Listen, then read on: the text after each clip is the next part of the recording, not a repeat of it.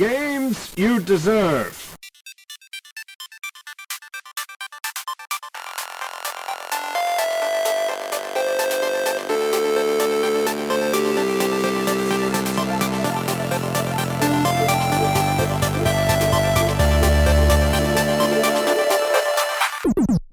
Welcome to Games You Deserve, brought to you by Special Reserve Games. This week on the show, Hotline Miami sells out in 20 minutes and Smitty is over the moon, but the resellers pop up on eBay almost as fast. Plus, Erik takes us back to the golden rings of the 90s in the Game of the Week.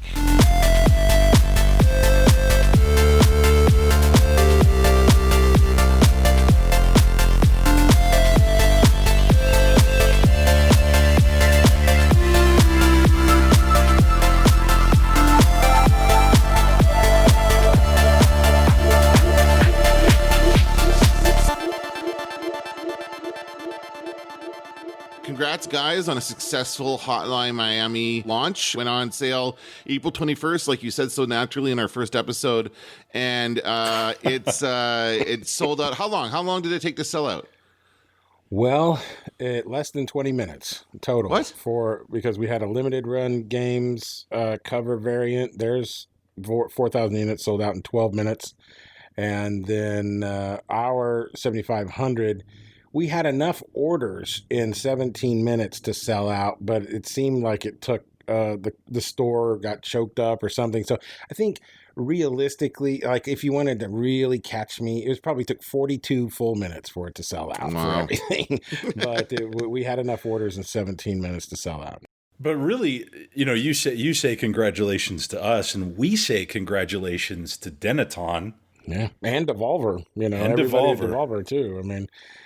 But yeah, Dennis at Denaton, who's been working with us on getting everything approved and providing the key art and all the different things that were involved in creating all the packaging. And of course, this was artwork that, they commissioned or they're not the artists themselves all the time, but that felt best memorialized or honored and preserved the artwork of that game, So anyway, big thanks to Dennis and Denaton and everyone at Devolver for sure. And then all the fans. Oh, huge thanks. Oh, my Lord. Such an overwhelming response by an incredible number of people. And one thing, on a boring business side for Special Reserve Games, we attracted quite a few first-time ever customers on this one. And that is exciting to us because we get to, start sharing more and more of not just what's coming up, but they get to see some of our products that still exist that is back catalog that they didn't know existed. So, it's fun that we're all growing this amazing world of physical game collecting and purchasing. It seems to me like it's almost like it's reinvigorating the brand of Hotline Miami. When you guys first told me that you were doing that, you were releasing that game, and I remember when that game came out, I think we talked about it, episode 1, it was 2012, is that when that game first came out? That's correct. So it's an 8-year-old game, right? It's been out for a long time, but it reinvigorates interest in that game now because it's still an amazing game. It's still so much fun to play, and you guys have kind of sparked that interest again with this physical release. Now people are going to be excited to get it and to actually play it on their Switch and play it in that format as well. It is really, really cool.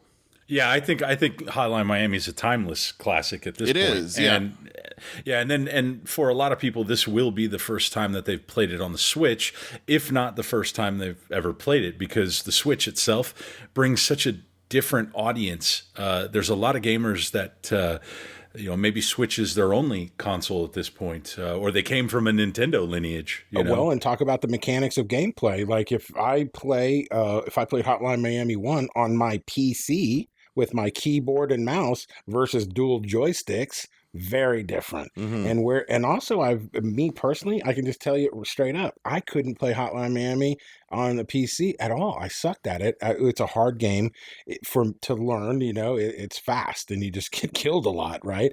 If you're not good. And I found the dual stick, just the feel of the wheel, if you will, on the Switch to be a more comfortable way for me to play the game. So I was maybe just 10% better. Didn't die as fast. But I was just saying, so again, even gameplay mechanics can be a complete alteration based on platform, based on the controller, if you will.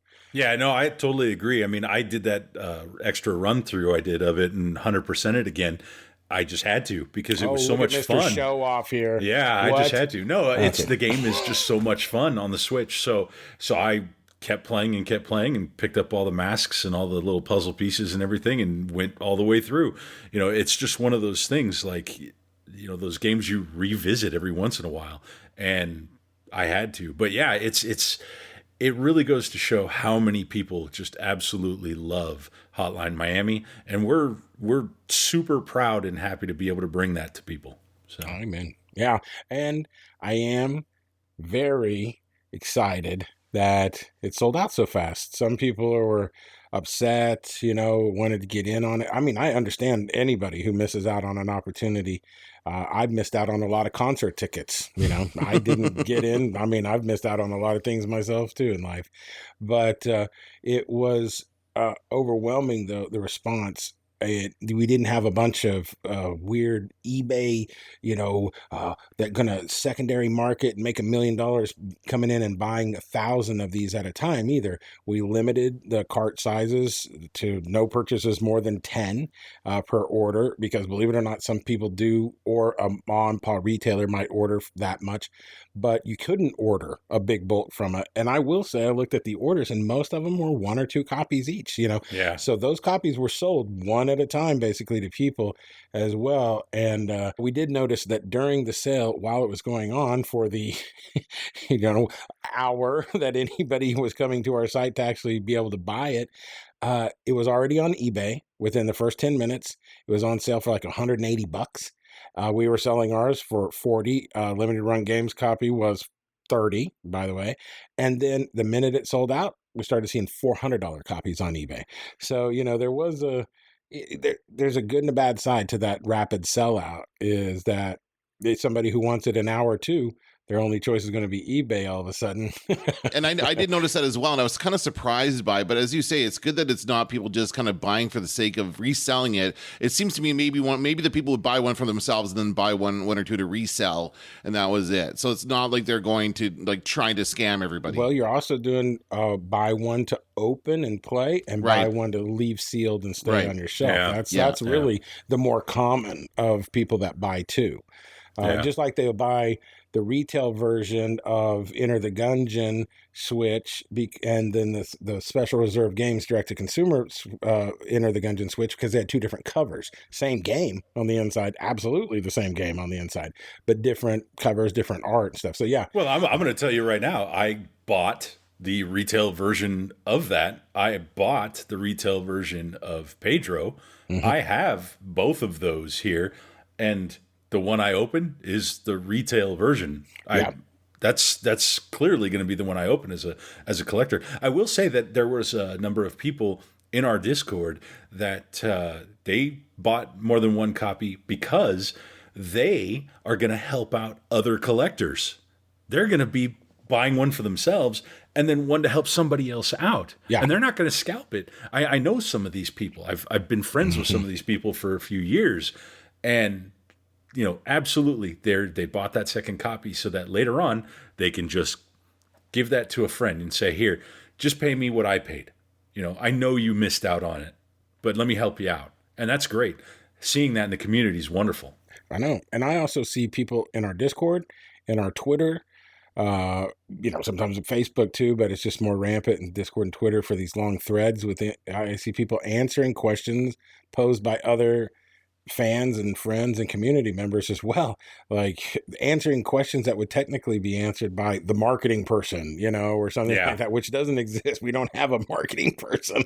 I guess I'm the closest thing we have to that, and I'm not even close to that. It's crazy. There is such a value of having fans that are evangelists, you know? Yeah, they're in tune. And they're only evangelists because they believe in the games themselves. They love the games as at the core.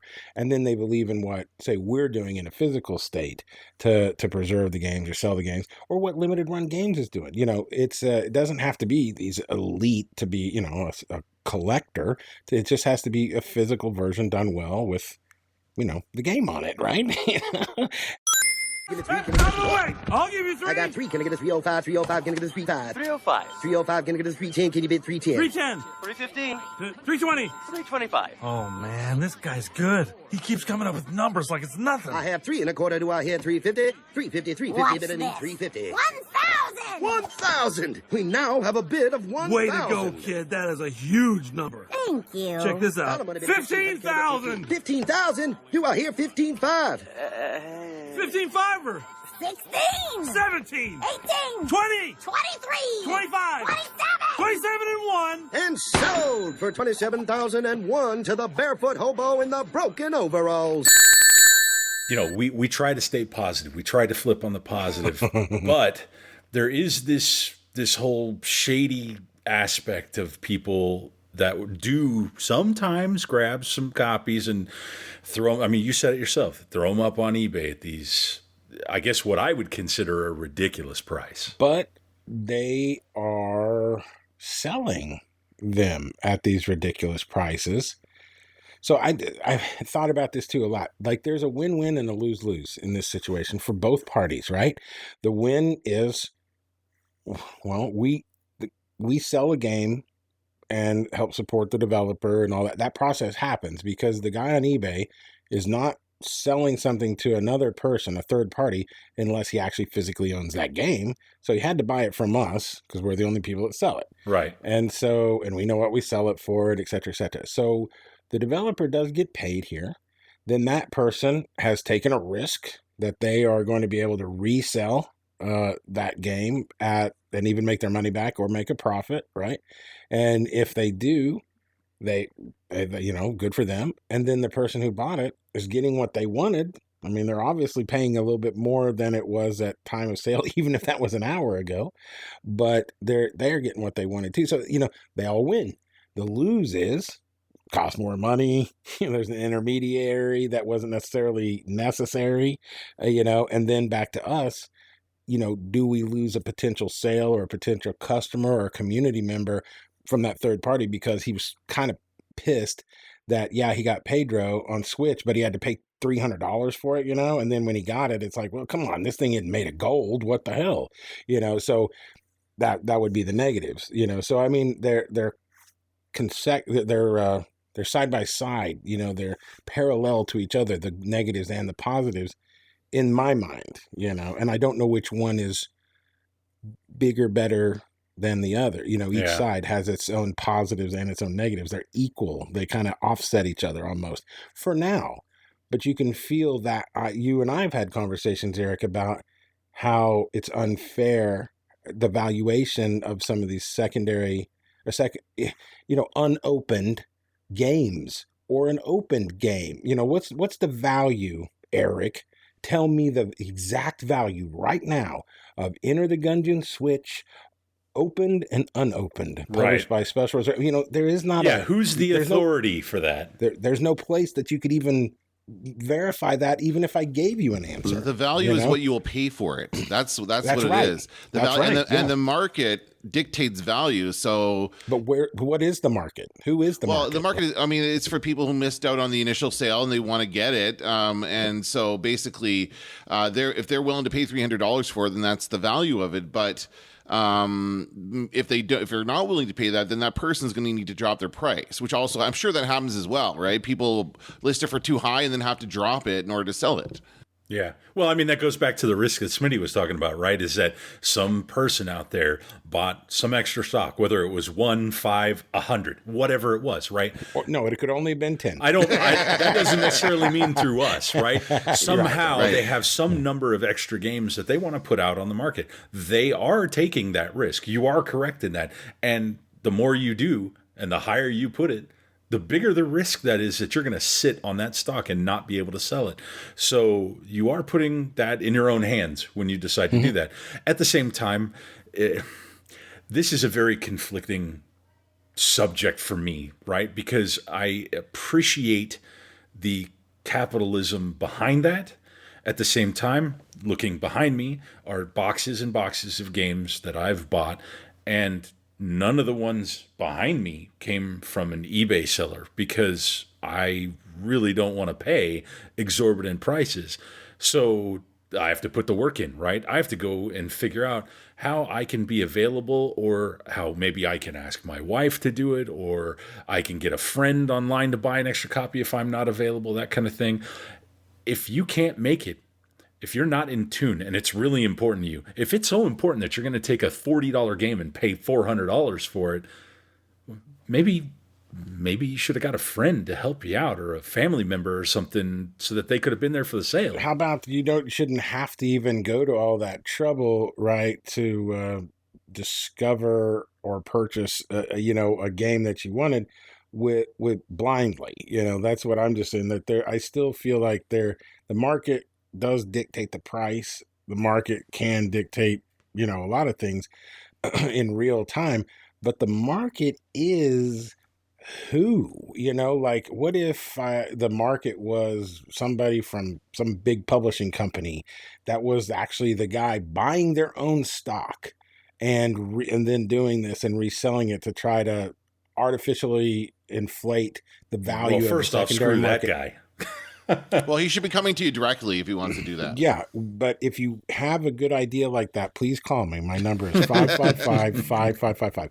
But that's very possible that situation could happen because there's not an authority, there's not an authority, there's not an outside agency that you can verify this with at any point. You can't Google search what I said, what's the value of Enter the Gungeon Switch open versus unopened, So I do think that until there's some sort of cohesive, community-driven, collective voice or a valuation, if you will, a collective valuation based on sales, based on age, based on personal opinion, based on experts or whatever, a collective of that, I think one day would be probably a pretty good idea, just for this scenario where there wouldn't be a secondary market that was just out of control, and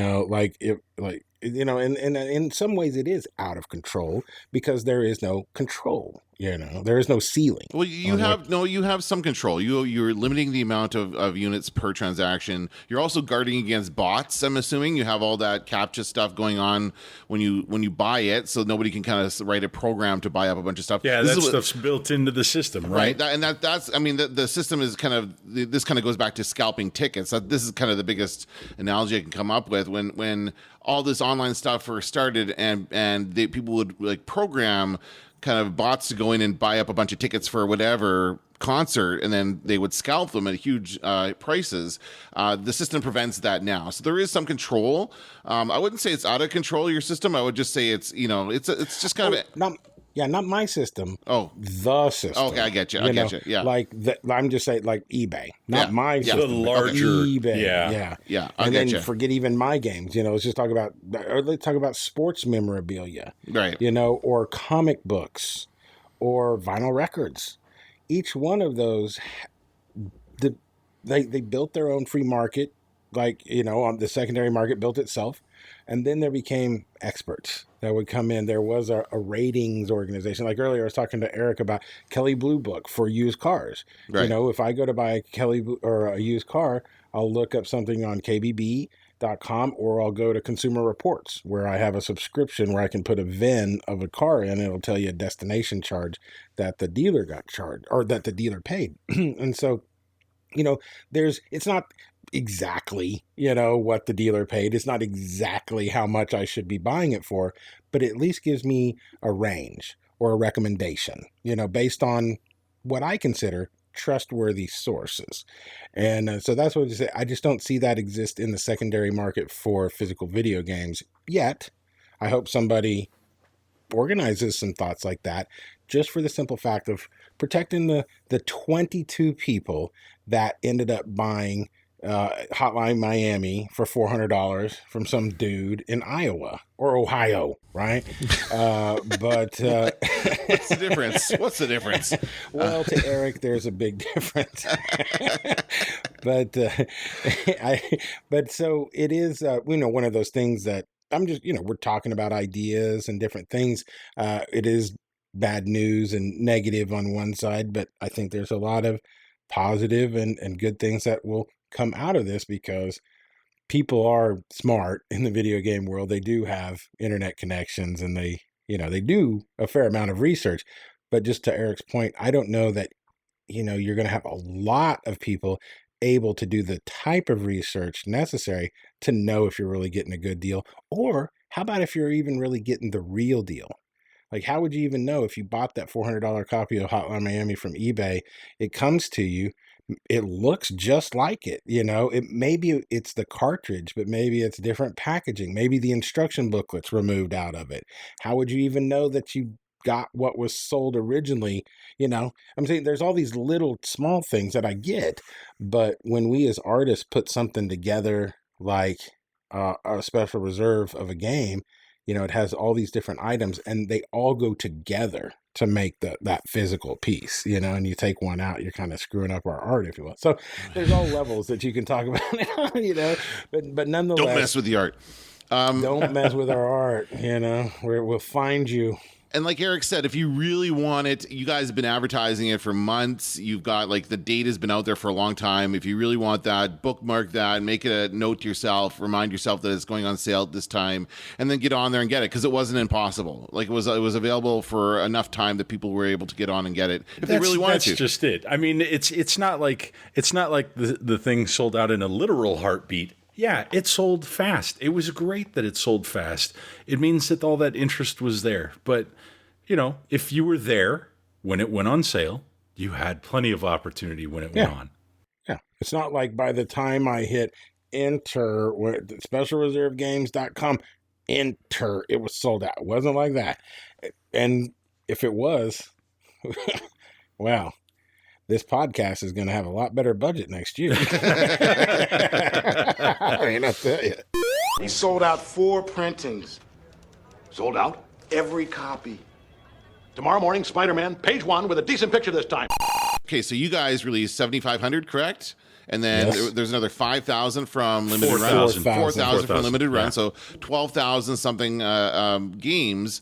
11,500. Thank you for doing the math. I can't math very well, but well, it's a Canadian US dollar conversion thing. I get it. Oh man, don't even start with it.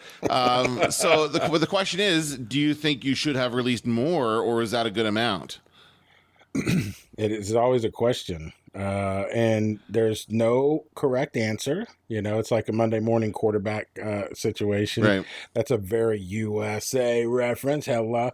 But it is, the answer is we released the exact number exact number of units that were correct for the current market. It was, we could have probably released 25,000 a year ago, just because of the newness of Hotline Miami 2. There's a whole year after Hotline Miami 2 came out or whatever. We could have waited another year and it could have had no interest, whatever. So for right now, the answer was it's sold out. And most of the people that I think really, really had to have it got it. I think so. But, and I asked Doug over at Limited Run the same question. Do you think we should have made more? Because it's obviously we didn't need to make less.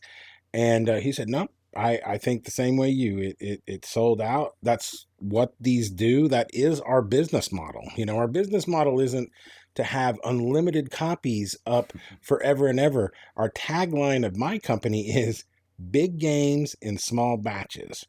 And, you can look those words up in the dictionary if you need all, but that just means we don't make a lot of them. The valuation of them is higher for you if you do get one, So anyway, that's the trade-off with us. We don't make unlimited quantities, but if you do get one, the value of it is absolutely what you paid for it or more. If somebody tries to zero in on a number, right? Talk about what we put on our store, made available 7,500 of them. Is that the right number? You're asking. Well, beforehand, how exactly do you know? There's all kinds of ways to look at this, but do you make 8,000? Do you make 9,000? Do you make 6,000?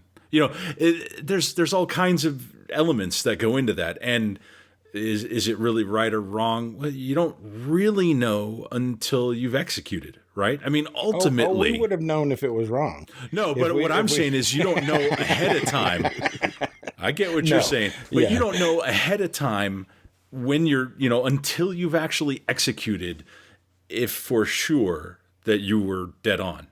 Well, and then we also have the benefit of having this be a physical version of a digital. Yes. A game that was a digital download first and that amassed big popularity through digital downloads, through Steam, through the Nintendo eShop, through PlayStation's, store, so it had all of this kind of amazing, not valuation, but it had an audience already built in. And so you can look at a percentage of sales that you might be able to expect from a physical version based on how many digital downloads it sold. Absolutely. Yeah. Although that's not necessarily 1-to-1 for every game. It's not like, it's not even, it's not even 1 to 10 necessarily. No, what I mean is that between games, looking at game A and game B, the formula is not necessarily the same for every game, digital to physical. It varies. So I don't want anybody to kind of jump in and think, oh, hell, well, if it's always this percentage of sales, it's not. Yeah. I mean, like you have one like the Smitty's, crosstown bus ride simulator. I got to buy that, by the way. Versus Sonic the Hedgehog, which do you think are going to sell more? Right. I don't know. Right. But yeah, absolutely. It's just one of those things where value what you pay, where you buy things from, it's like you said, Dan, it's a free market system. The market kind of does shape it, and it does. I love capitalism. I do. I think it is absolutely the best way to sell video games.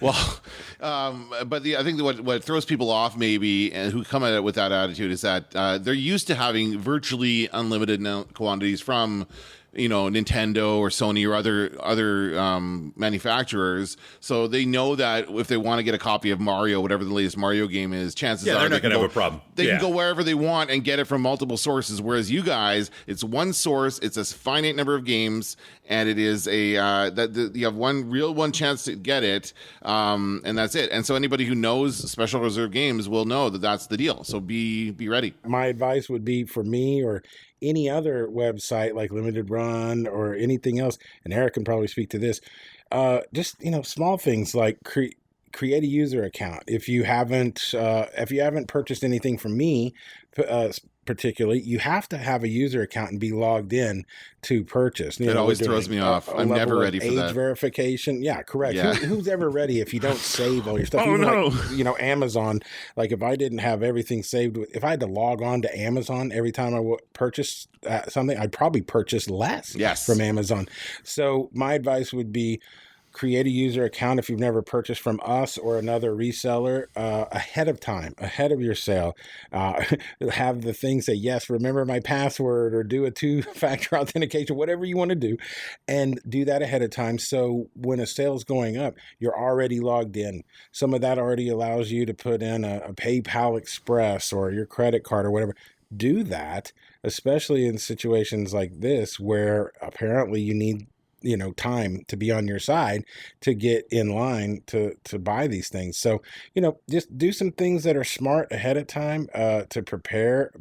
And I would just say those are some tips and tricks, very simple and common sense. But heck, I log into a website all the time, trying to buy Ticketmaster. I've gone to buy a concert ticket that's going on sale, and it says, log into complete purchase. I've already in there. I've got my complete purchase. Like, what is my password? And it's too late.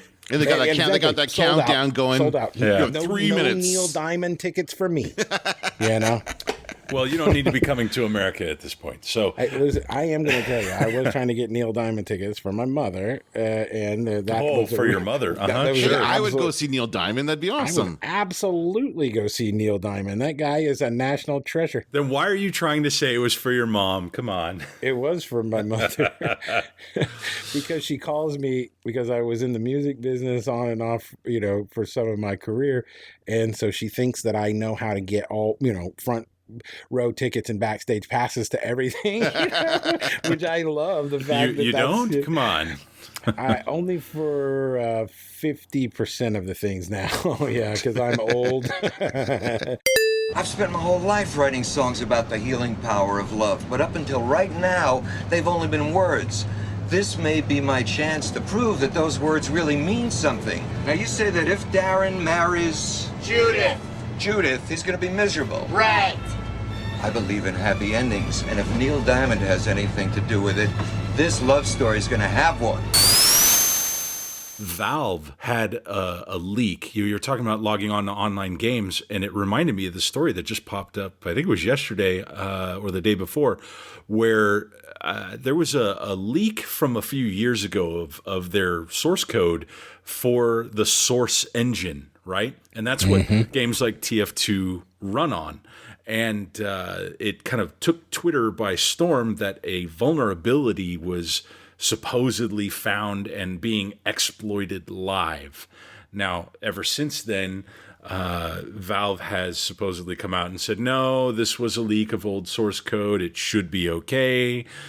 Giving good PR vibes. But, everybody's home. You just said it yourself. Games have kind of thrived in this because so many people are home and able to play. So have hackers. Yeah, that's kind of the topic I was thinking of. So are aim bots. Freaking aim bots. I mean, that type of thing, they know so many more people are home and you're playing, they could potentially take advantage of you. Even if this thing wasn't real, even if the Valve leak was not really a problem, even if there was no hack, socially, they've hacked everyone because it took Twitter by storm and they got people to stop playing and logged off of TF2 just because of this rumor. Right? That disrupted things, Yeah. I'm just laughing at the phrase leaky valve. I think it's very ironic. Yeah. And then watch out. Hello, Gabe. How are you? Gabe Newell out there. And I hate anybody I hate the phrase the new normal because I do. I hate it. Yeah, that's what I'm saying. I don't hate the people saying it. I just hate the phrase, and it is because it's stupid.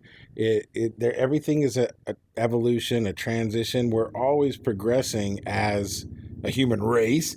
Entertainment styles are progress. Look at how we consume entertainment and share video games now as compared to 10 years ago. Just 10, not a lifetime ago. 10 years ago. Yeah, it's different. Totally different. Think of what didn't exist 10 years ago. Think of how much slower your cell phone network was 10 years ago. Think of how fast or how much faster your internet is now.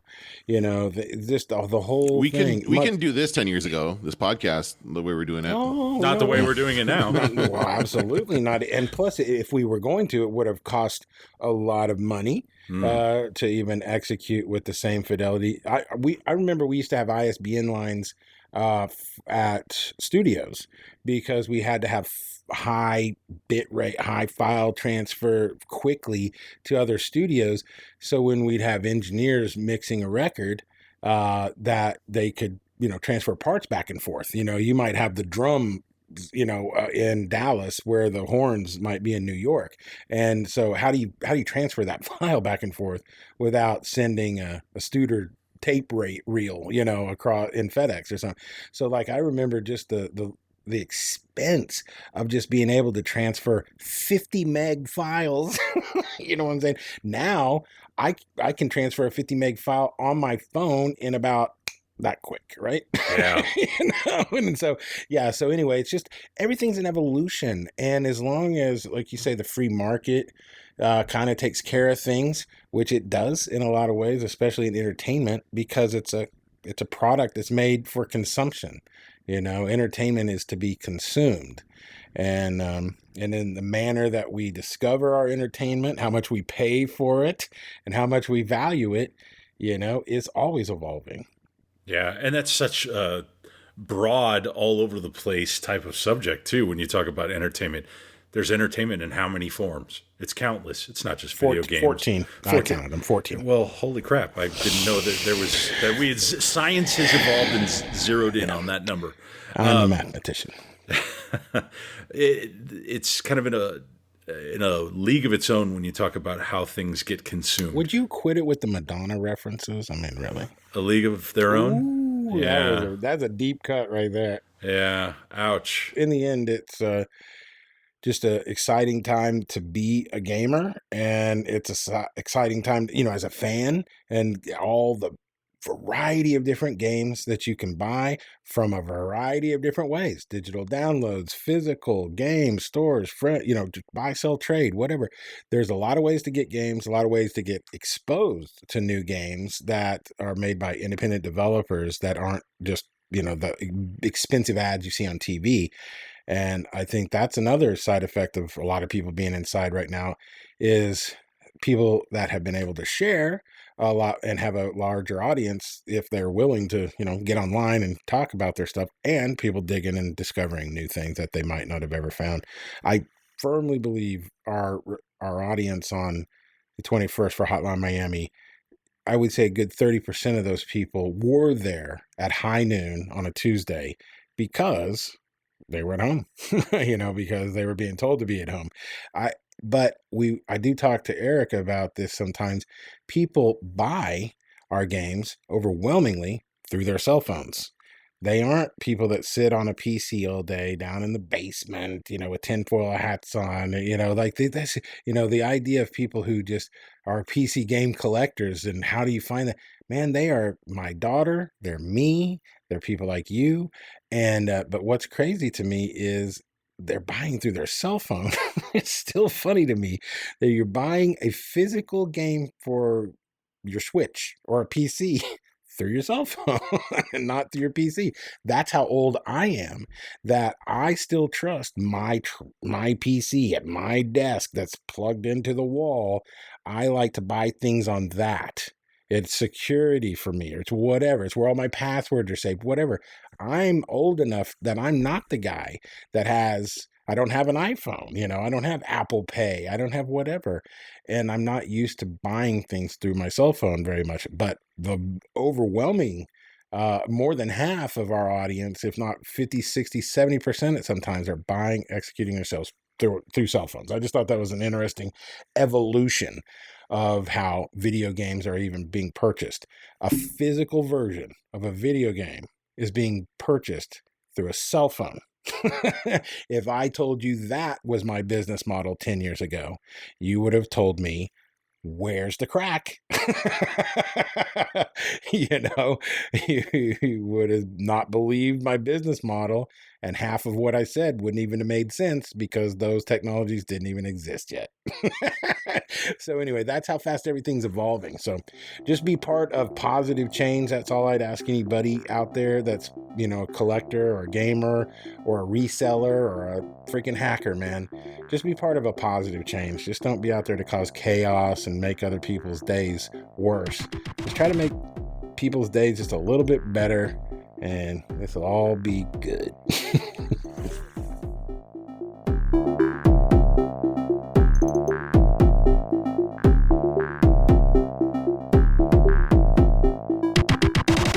So I want to get into a new segment here on the podcast.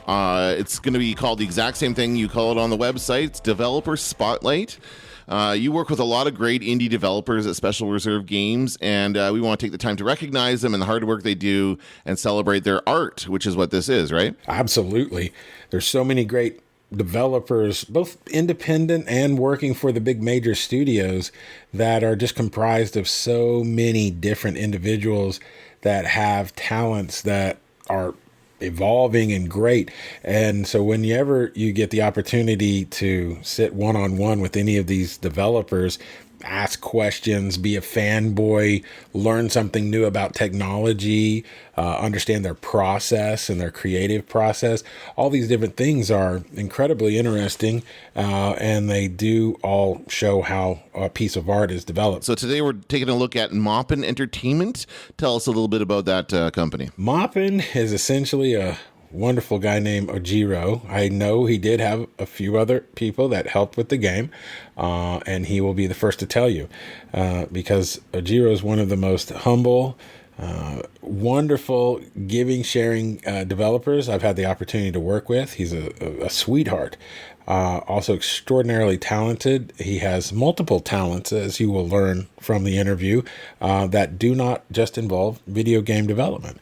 And of course, the game we're talking about here is Downwell, which is available on almost every platform out there where you play video games. And you still have some copies available, some reserved copies for the PlayStation 4, correct? We do. We purposely overrun copies sometimes, so we will have a few things to sell on the website. We don't always just try to sell everything out in 17 minutes, but sometimes that happens.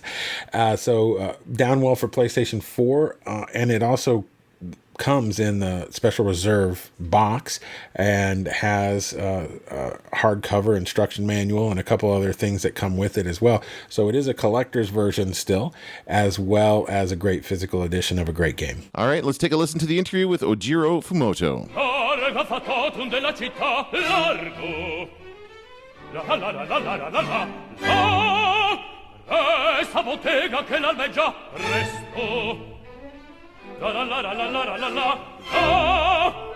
Like many of us, Ojiro Fumoto grew up loving video games, but the award-winning indie developer almost wasn't.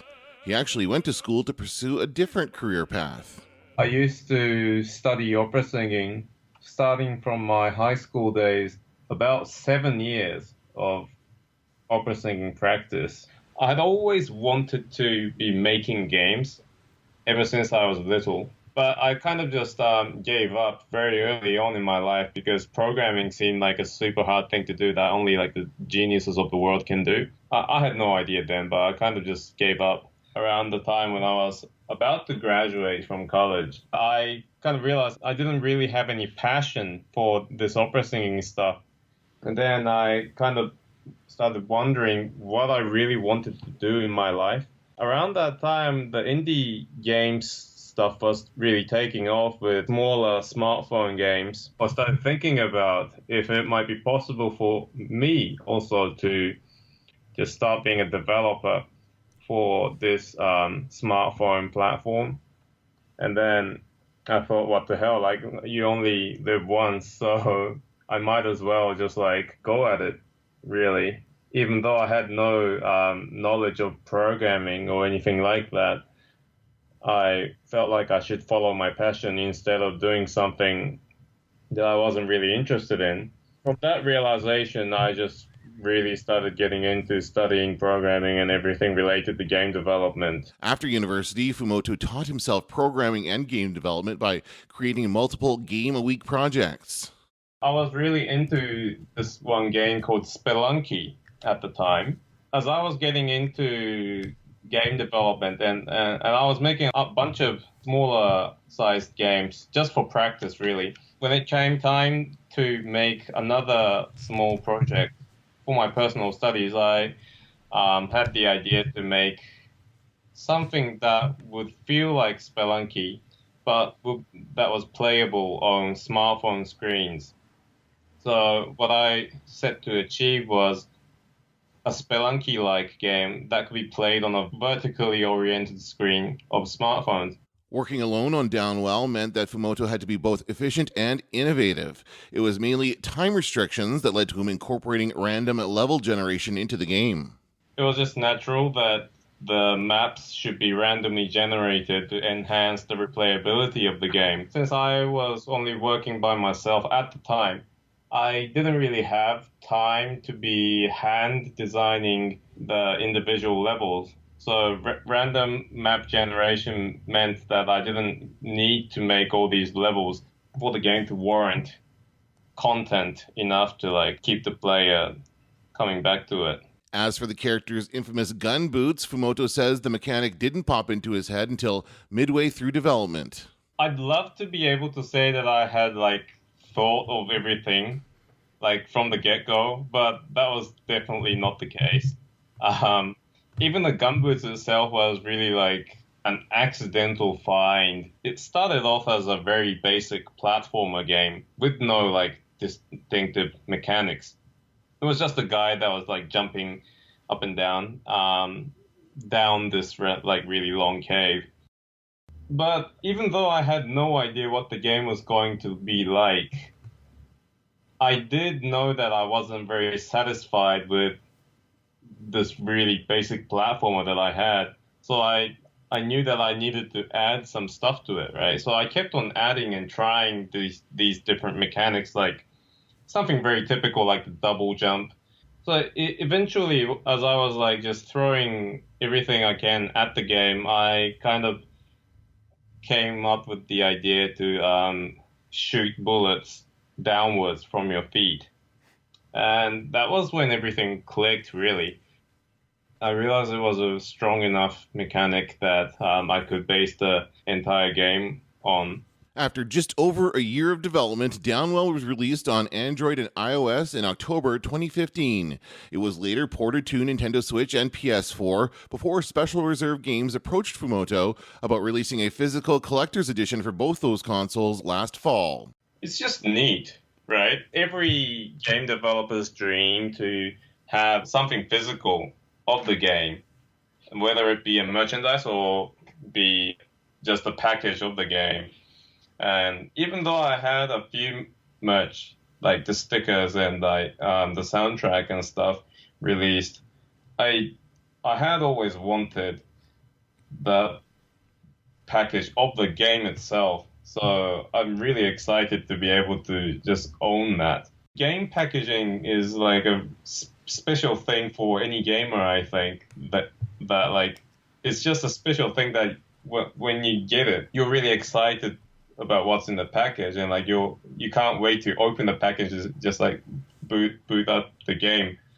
I don't know, it's a special item for any gamer, I think, this package thing. And for me to have my own game be in that format is kind of, I don't know, super neat. Copies of the PlayStation 4 Downwell Reserve are still available at specialreservegames.com. You can use promo code DESERVEDOWNWELL, all one word, at checkout to save 50% off shipping while supplies last. For Games You Deserve, I'm Dan Vadabonker.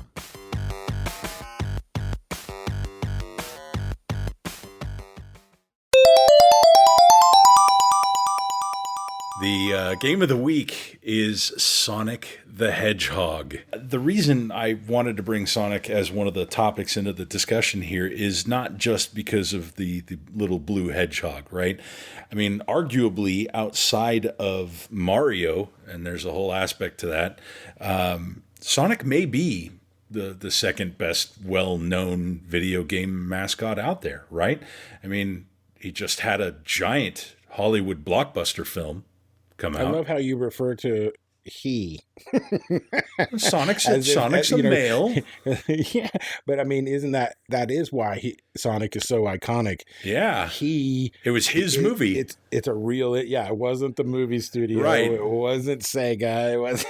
Yeah. It was Sonic. Well, that's how everybody looks at it, right? Absolutely. It's Sonic the Hedgehog. Who doesn't know Sonic the Hedgehog? What's interesting to me, though, despite we can do all the comparisons to Mario because that was a big part of their Sega's marketing when they first launched Sonic the Hedgehog as a title. It was an anti-Mario kind of thing. Like, Mario was fun and safe and family friendly, whereas Sonic was a little bit edgier, had an attitude, faster. Yes, of course, that was the big thing. Genesis does what Nintendo don't, I believe, was the tagline. Exactly. So it was like this kind of thing where it's better than Mario. But the thing is, Mario has existed in one form or another over the decades, all the way through, and its company has as well. Nintendo still exists as a company that produces video game systems and video games, whereas Sega, it still exists as a publisher, but not as a console maker. It died with the Dreamcast rather, so it stopped making consoles, but its iconic character, still lives on other systems now. it's clearly their best work overall. I mean, yes, the Genesis itself was great, and I love the Dreamcast, and I love some of the other Sega properties that have been out there, but clearly they touched on something with the creation of Sonic. Sonic was made in well, it was probably made before this, but his first actual published work that they put out with that character was 1991 on the Genesis. And that's a long time ago when you think about it now, right? I mean, we're almost at a 30-year. It's almost 30 years ago. Yeah, yeah. There'll be a big thing next year. Yeah, next year they'll do something big, and Sonic has seen all kinds of transformations. But I think the most interesting thing to me is, of course, it started off on the Genesis as this 2D platformer game, as you said, really fast, running, collecting rings, that type of thing, and it's a great game, absolutely amazing.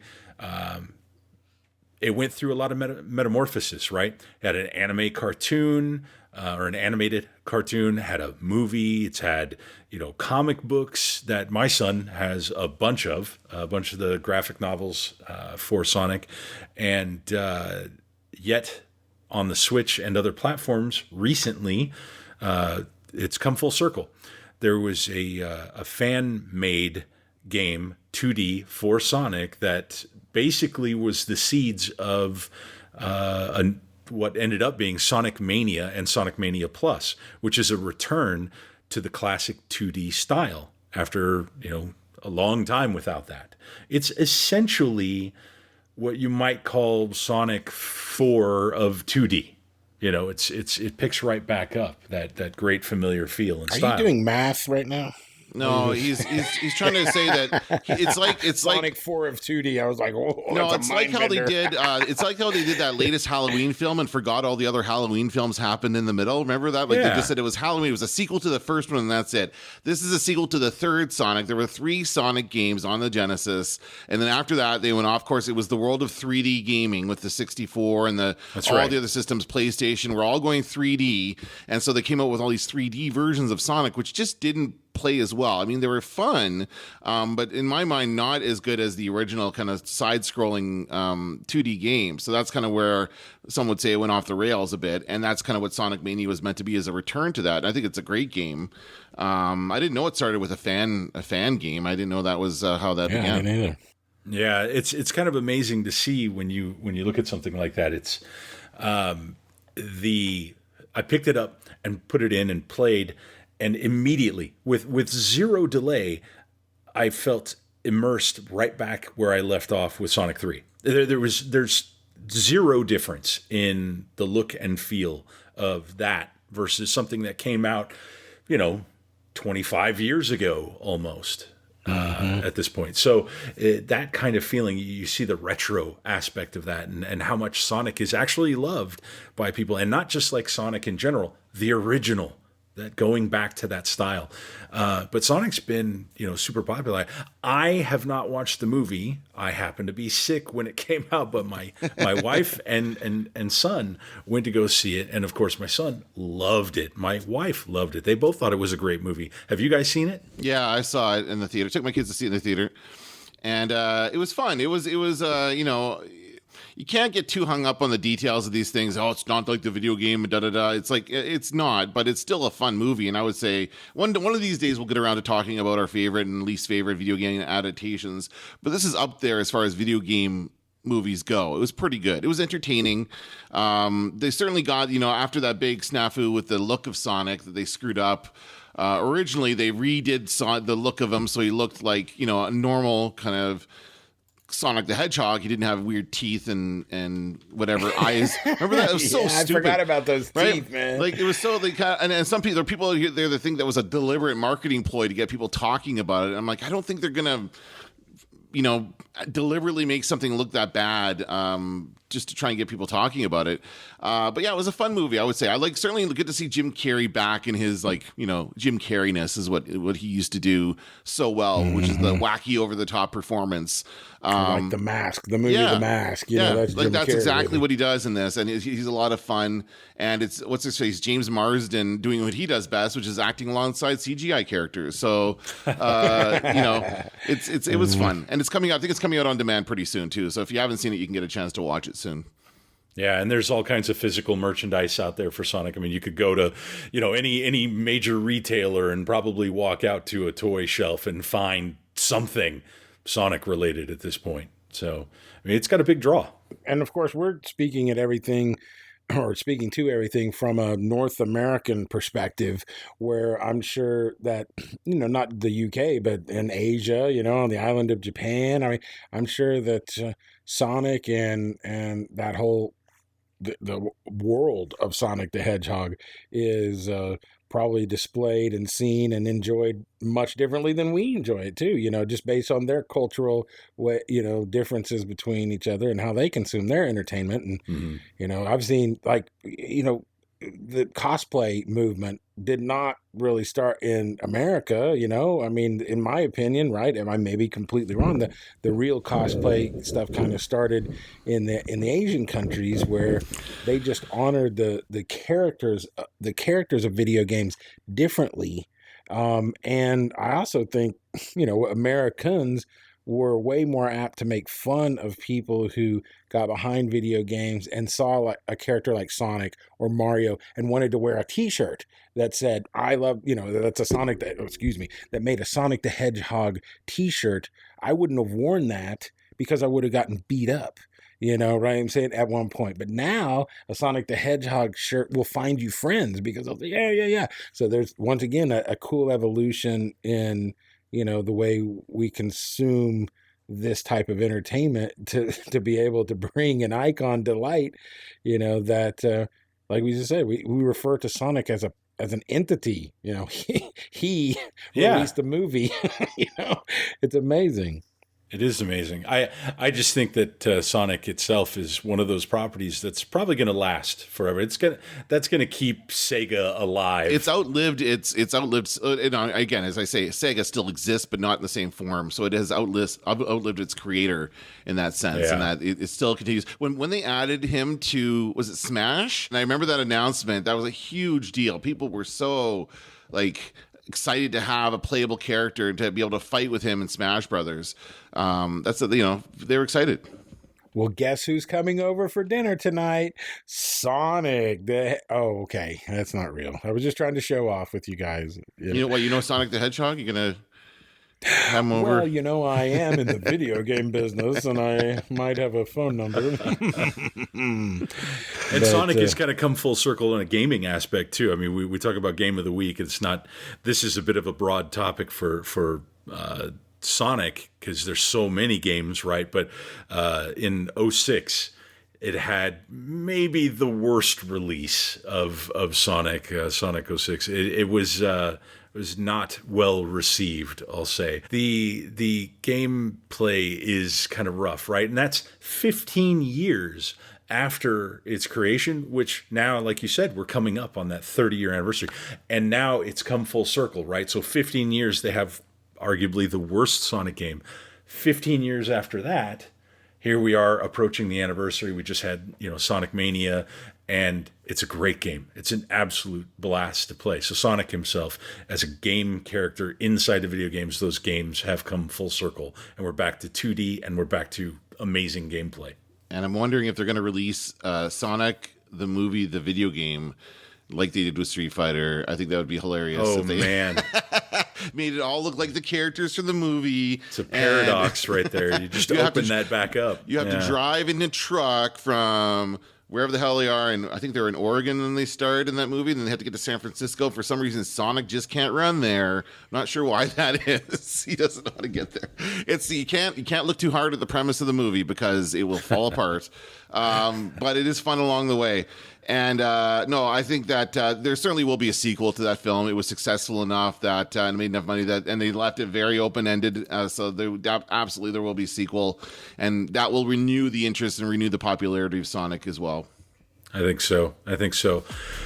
Well, it seems like we've ran out of rings, and I've just stepped on a spike. So we're out of time. I am Eric. I'm Smitty. And I'm Dan. And until next time, game over.